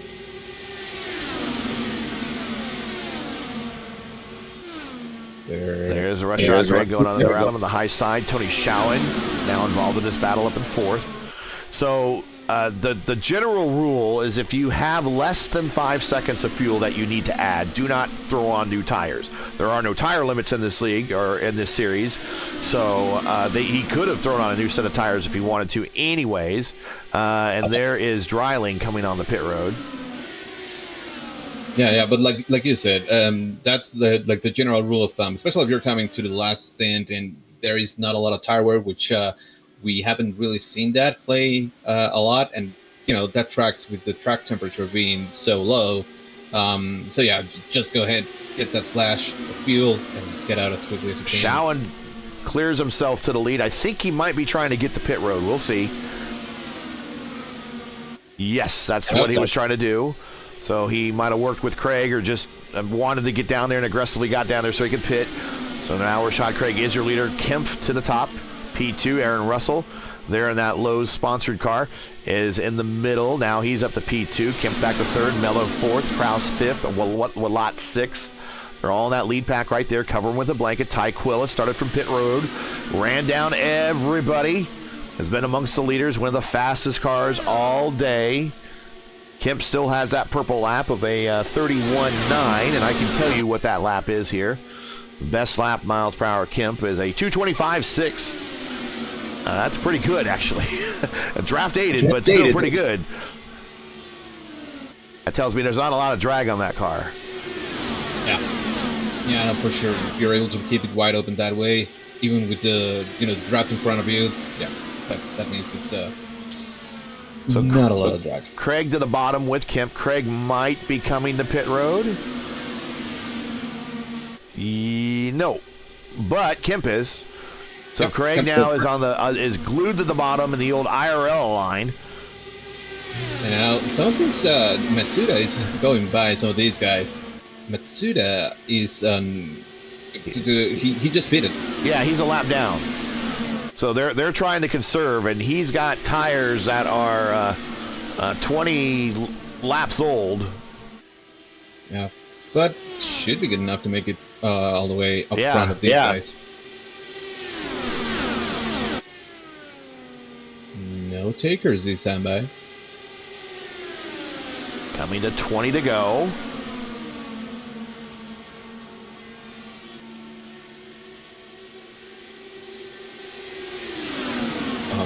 Wheel height, Pina.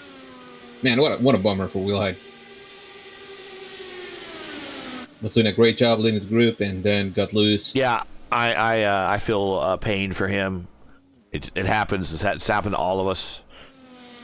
Oh, for sure. If I told you of all the different ways that I have lost the races, Aaron Russell is dancing with the apron. That's Aaron Russell. We saw that. That's dangerous. Remember, guys, apron bad. Yeah, that's where the big one's going to happen. That's where the big one's going to happen. We're all checking up. Right now, everything is kind of scrambled. It's a jumbled mess of guys that are ready to go. Maybe they are a lap down, but are part of this group. Guys that are trying to save fuel. Guys that are just trying to extend this as much as possible, hoping for a caution. And there's Matsuda. He's trying to get back on the lead lap. And Craig should know that, and probably should just let him by. Then maybe Craig can get in behind him and draft off of himself. But again, at this point in the run, their cars might not be behaving in the way he wants it to, and he might not really want traffic in front of him. So, yeah, Craig Russell is not coming to pit road, but Russell is. Here comes Stephen Lee. Yeah, also, after pit. Yeah, he's on the tail end of the lead lap there. We also have Tony Schowen making his way through. Same case, he already went into the pits. And he's part of this lead group, a lap down.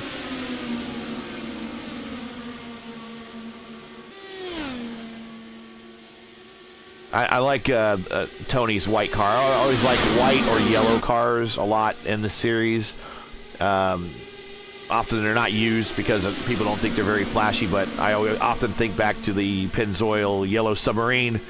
Anyhow, white cars, I think, show up really good on streams. But the thing I like about white cars is after these long races, the dynamic dirt system starts scuffing them up with little bits of rubber from the race. And I like the realistic look of those white cars at the end of these races.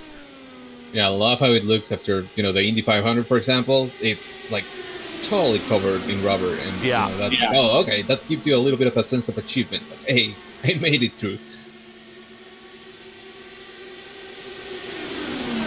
We're coming to 15 to go. Again, most of these guys need to pit. We feel that Krause is good. I think that Hollowell, Taylor, and Andreas Ike, maybe Musselman, Simpson, they're probably also good to go to the end. But I'm not sure how much they're going to be able to push. That extra lap that Phil Krause was able to get there, that could be the game changer here. You are watching. This is the IIS here on Race First Round 2 from Fontana. The IIS mirrors as closely as possible the real NTT IndyCar Series season. So when they race, we race. Stephen Lee. Woo. Wow. Good awareness. We got another car coming to pit road. That's Justin Mello. But when NTT IndyCar Series races We Race, they are at the Thermal Club this weekend for an exhibition, $1 million exhibition race, which is outside of Palm Springs, kind of in this general neighborhood, not quite. So that's why when the planners of the series put us on, went to schedule it, instead of scheduling a road course that would, like Sebring, kind of replaced what St. Pete is. Hopefully one of these days they'll scan St. Pete in for us. They race Sebring in place of St. Pete. They'll race Watkins Glen, I believe, in place of Portland. Hopefully one of these days the Portland management will get their head out of their rears and allow iRacing to scan that facility.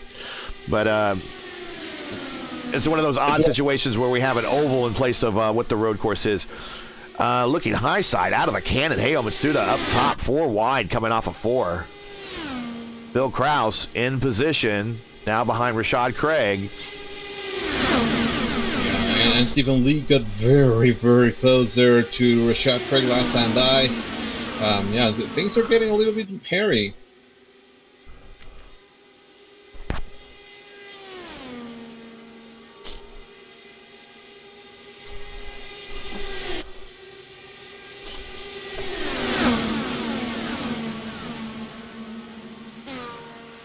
No more takers of pit road. Now we're coming to 10 to go.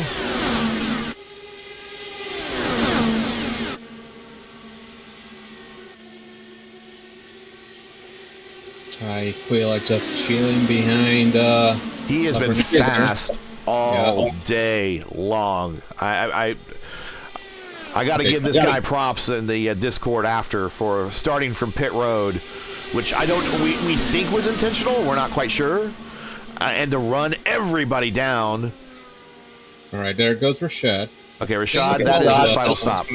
So Kraus now is your leader. Everybody around him is Ty Quill is the only car on the same lap as him. So everybody else around in this group are laps down. So we're getting to that window where these guys that are now a lap down, they need to hope for a caution to happen now or get out of the fight so these leaders can fight it out.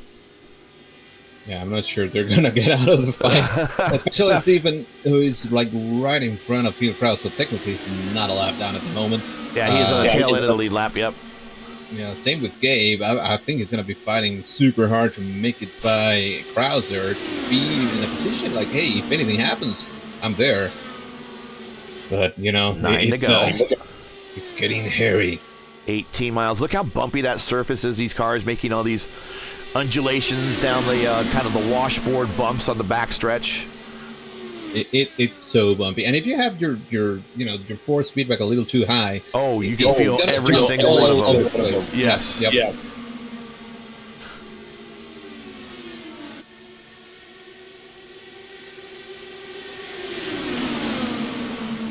So I think Ty should be pitting relatively soon because he's the last one that we have. Yeah. He pitted lap 101. Everybody else 104. 41 laps on his current stint. Yeah, 41 laps on his current stint. But yeah, I mean, at this point, your bet is made, so might as well just hope for a caution. Right now, he's in a really good position.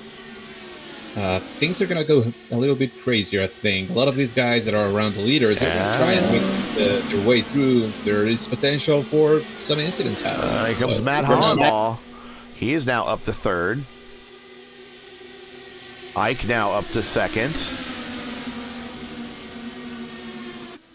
So the lap traffic now playing a bit of a role. And really, it's just helping Kraus. Yep. All right, Ty is actually going to be pitting in the standby. All right, so we'll look at Ty getting to the bottom of the racetrack so he can make that easier transition off the banking onto the flat apron. Phil Kraus is trying to retain the actual lead of the race. There we go. He's passing Stephen Lee. I mean, he was already in the lead, but the physical lead. He's now in front of the pack. He's going to be the one punching the hole in the air. I think he's safe enough. He should be good to go. But that's still something that maybe is giving a little bit of hope to the other guys that are still behind him and just saving fuel. Well, let's reset the field here really quick with 5 to go. It is Kraus. It is Ike in that black and gray. It looks like he has flames with the that livery he has there with the gradient color change. Matt Hollenball, P3. Let's get the shot on Hollenball right there. He is P3. Kevin Burrell, the general, is March the 4th. AJ Musselman, I told you watch him at the end. He is now 5th. Matt Taylor, 6th. There's Ty Quilla on the bottom coming up to speed. Chad Simpson is 7th. He is another in one of the satellite cars. So we got 2 satellite cars up there. And Kevin Chalk has worked his way up to 8th. We haven't really talked much about him, but he is very quietly worked his way into the top 10, 42 laps on his current stint. Robert Nash, we haven't talked much about him at all today. He is 9th. He is 43 laps into his current stint. He is 9th. So those are the top 9. Gabe is in 10th as the first car a lap down. So the top 9 on the lead lap. Phil Kraus, your leader, 3 to go.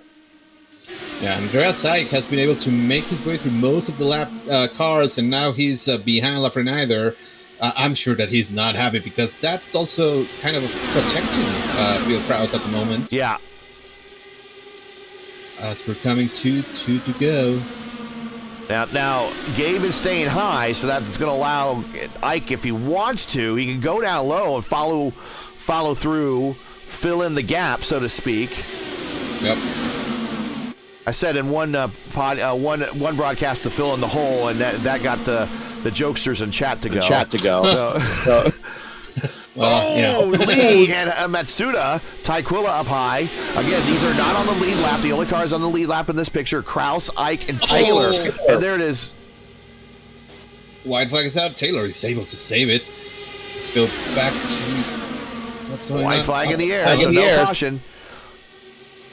No caution, but again, everybody is kind of covering up for. Well, and all those other cars that are lapped down, they're fighting for position. So, I mean, they're not really wanting to get out of the way. Oh, jeez. Wide behind Kraus. Sean Craig, but off of corner 4. Phil Kraus is your leader, and he's going to bring this show home with the win on the apron. Phil Kraus with the fuel economy run here at Fontana is your winner.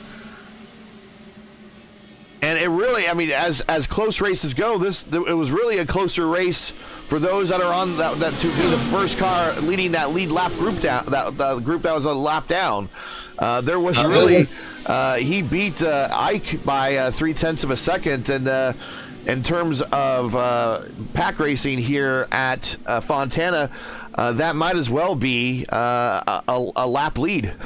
It might as well be a mile. And at the end of the day, Ty Quilla was able to get by just at the line, get by Rashad Craig for that first car a lap down. P10 in the race. Good job for him. That was pretty cool.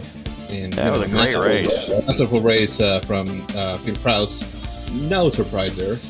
Well, let's talk about the standings. Kraus with the win. Ike P2. AJ Musselman, great week for him.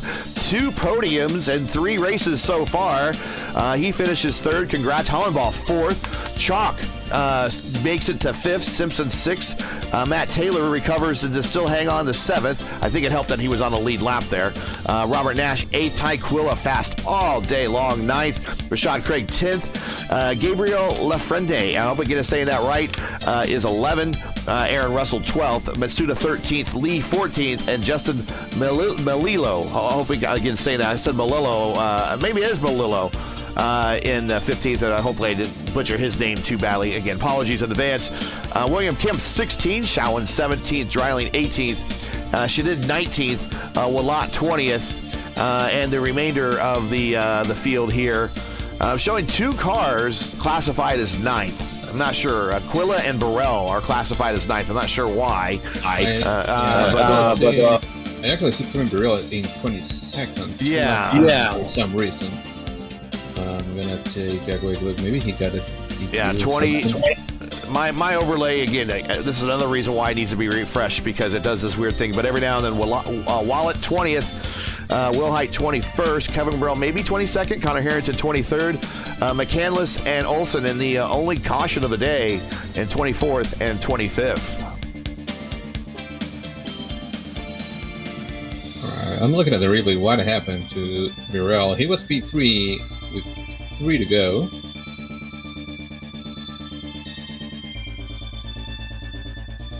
Oh, he got damaged. No, he ran out of fuel. Burrell ran out of fuel, so that's why he ended up 22nd there. Ah, okay.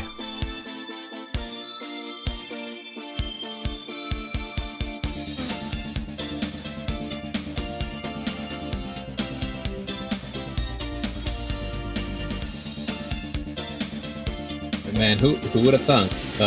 Strategy was the name of the game. I thought we were going to see a pack race. I mean, we did, but it was going to be like super crazy, everybody going for it. You know what happens at these types of racing, but you know, really, really good race by absolutely everybody. A lot of fun to see the strategies unfold, guys trying different things, and in the end, we ended with Phil Krause in victory lane. All right, let's bring up AJ into the booth. AJ, my man, I always say, you can't have an IndyCar race without an AJ in the lineup. Man, great week for you. Had the IIQ way to get the win on Wednesday night, or at least the first race of the week, and then another podium here on the Saturday Strength of Field broadcast. Congratulations, my friend. Good afternoon, boys. Yeah, what a fun race there. Good fuel save. Happy to get a legitimate podium this week after, you know, having things go my way on Wednesday, which was pretty cool, not gonna lie. But yeah, that was fun. A lot of good racing out there. Not a lot of people mad at each other, which is good after a 2-hour race. Knew it was a fuel race from like the 80 something to go, and we had that yellow there. So from there, it was just, you know, doing what you can to stretch it that extra lap. I don't know how Phil got another lap out of it. That was insane. But yeah, waited till the end to push, and coming home with a podium, I'll take it. Yeah, that was a great run. We were just kind of looking as we were getting to crunch time with these cars, like who is going to be there at the end, and you made me look like a high IQ genius again. I said, you got to watch AJ. I think he's going to be there, and you sure showed up when the time was right. P3, congratulations. I know you're happy. A good week for you. Give us your shout-outs. I know you got some teammates out there and some sponsors you want to thank. Always shout out to the 510 eSports guys, and just to the community as a whole. It's so good to be back and have everybody racing again more consistently. So yeah, have a good afternoon, guys. You got it. Congratulations. And P3 there for AJ Musselman. All right, who do we got for second place? We got Andreas Ike. I don't think we'll see Ike. There might be a language barrier thing there, but I do want to wish him congratulations on his finishing second. But Phil is in chat, and we will bring him up right now. Hey, Phil, congratulations. Great job with the fuel conservation, and that was really the margin of victory right there. Was you were able to save while other people weren't. But you did it most of the time without the aid of your teammates. Sometime your teammate was there. How useful was having Connor around, even though Connor really wasn't in the hunt because of his unfortunate connection issues right at the beginning? Yeah. Unfortunately for Connor, John iRacing decided he didn't get to participate in this race. But yeah, I don't think he really affected my race that much, because I think we were all going to end up fuel saving no matter what happened, really. Yeah. We just had a car to save off of who was going a decent pace. But yeah, really unfortunate for him. And then on the actual fuel number itself, it just kind of compounded from the previous run. I was able to go a lap longer than anyone else. I think the only other car that made the extra lap was Andreas. There was maybe another. But yeah, after that, I was able to go like 5 laps earlier than most people. So yeah, it was pretty much all done in the run before the last run. Was that by nature of just it changing the fuel map and staying in the draft and able to keep up with people, or was a lot of it slightly lifting to kind of save on those crucial drops going in the corner entry? It was mostly just efficient fuel saving. I know there were some people who were trying to clutch on the straights, and that didn't really work out too well. I don't think I was pretty much just cruising like as close as I could to someone's rear wing at like 80% throttle for the entire lap, and that seemed to work pretty well for me. But yeah, I don't know. Hey, Phil, yeah, I think you were the only one that actually made it to a lap 105. Everyone else was shot on 104. But I imagine that something that was that you were really looking for was that when you got to that threshold of, okay, I can go full throttle now, and you were able to make it by Stephen Lee on the inside, and then you kind of had like an entire group protecting you, essentially from the other guys. How huge was that? I mean, I don't think the outcome of the race would have changed if I did or didn't have that group protecting me, just because the track's so cold for IS this week. So you pretty Right. much just paint the car on the white line. As long as you have the fuel, you're not going to lose the lead on the inside here. Like, the only thing that could happen is maybe because 1 and 2 is usually better for the car on the outside than 3 and 4. Maybe you could get pulled on the backstretch and then a yellow comes out. Because I know that happened to Connor earlier in the week and that cost him a win. But if it's just a straight up race, the inside wins 99 times out of 100 here in this track temp. Gotcha. Yep. Well, we feel bad for Connor and the drop at the beginning. I've been a victim of that. Just let him know we feel his pain, and we did get a lot of his car on camera because, man, it was incredibly fast. He and Ty Quilla. Ty started from pit road for whatever reason. I don't know if it was by choice or he had an issue, and then he and Connor hooked up and just basically ran you guys down. They were incredibly fast. So I know Connor, under any other normal circumstance, would have been there. So please let him know that we feel his pain, and hopefully we will see more of him, and of course your team on the future broadcast. But shout outs, I know you got them. I know you got friends, family, sponsors that you want to say thanks to for this victory. So go right ahead. Yeah, of course. First off, to the private label team, Hype, Ethica Group, Connor, Jason, Chin, all those guys, and then Andreas as well. I know he's not part of PLTH, but Team Talent teammate. But yeah, big shout out to all them. Always fun to work with them and race on these ovals together. Jason always does great work on the setups and gets us really fast race cars. Yeah, that's kind of the first thing we've heard about feedback on the setup. So apparently a positive feedback there as well, and it shows with the race and the pace, and great field. Only one caution today. So congratulations on the win. We'll hopefully see you in about a month or so from now when we go back to the beach at Long Beach. But until then, please enjoy your victory, and we'll catch you on the next time you're on the podium. Yeah, have a good night, guys. I can drop them. There we go. Trying to drop them and it wasn't dropping. And I know we're going to see. It's Team Hype private label. We're going to see him on the podium again. We always will. But your thoughts on today's race, my man? It was a really, really interesting race on the strategy point of view. Again, I think we were hoping, or we were looking forward to having like a crazy pack race and everybody gunning for position and going 4 or 5 wide or whatever for the lead, but we ended up with a different kind of race. And although we still saw that on-track action, it was really interesting to see what the teams were doing, what the teams were planning to do when that caution came out, and it actually made it possible to go from there to the end. So super clean racing. Again, we were also talking about this prior to that caution, how most of the regulars were, able to jump some of the guys that are not perhaps that acquainted with the car, but those guys were fast enough to be displayed, and they were all doing a fantastic job. So yeah, really happy to have a great field and a great showing for IAS. Fontana is a great track, and looking forward to Long Beach in a couple of weeks. Looking at chat here, Clindy checked in. Go get him, Ty. Stephen Lee is the truth. That might be a good nickname, Stephen the Truth Lee. Kraus is going to make it on gas, yep. And then Jason Willock comes. How do you save all that much fuel? I know. After 150 laps, and that's a little bit of ingest and a little bit of frustration, I think, in that comment. I don't know, but those guys on that team are masters at that. But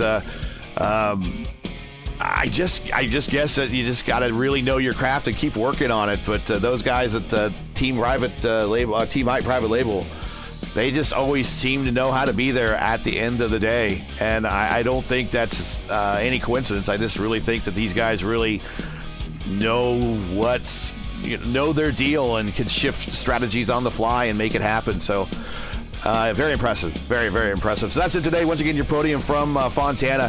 Philip Kraus, your winner. Andreas Ike, P2.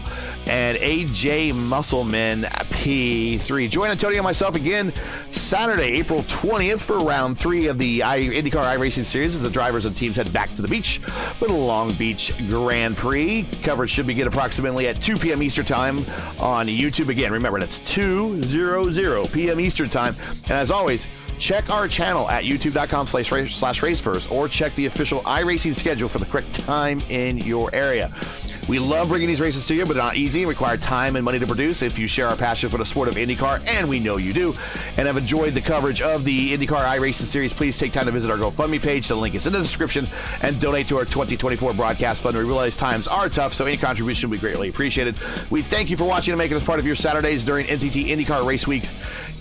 Each and every time IndyCar runs, we run, so we appreciate it. Now, as you know, the YouTube Algorithm game is not easy, so please help support Race First with the weekly grind. Leave a comment below. Let us know what you thought on today's race, and if you enjoyed today's coverage, just support us by smashing like in that video if you would. If you're new, click subscribe. While you at it, hit the bell for weekly reminders so you don't miss out more of Race Versus iRacing program, including tomorrow night. We will be doing the Dark Horse DW12 Series at Iowa. Me and the Catalyst Andrew Wood will be bringing you to call on that one. So click the bell, and you won't forget when our next race is. Race First Saturday, IndyCar iRacing Series top split coverage brought to you by 4D Racewear. Check out their line of made-for-sim racing gloves, shoes, and apparel. Visit them today at 4dracewear.com, and you too can be like Craig Forsyth. For business inquiries to learn more about Race First and what we do, visit racefirst.com or follow us on Twitter. You can follow all of us via our Twitter handles right here at the bottom of our screen. So, for El Patron, Antonio Estrada, everyone at Race First, I'm Gary Gatto. Send to all. And also, I also want to shout out to Yes Forum and thank him for joining us. Thanks for watching. And to all of our men and women serving in the military and as first responders, Godspeed, God bless, and come on safe. Make sure to catch the real stars and cars of the NTT IndyCar Series this Sunday from the Thermal Club in Thermal, California. Follow all the action on the Peacock app, your local NBC affiliate, or on the IndyCar radio channel 215 on Sirius XM Radio. Be sure to check your local listings for the correct broadcast times and availability in your area. Catch us again April 20th at Long Beach for the next race of the IndyCar iRacing Series. Good night.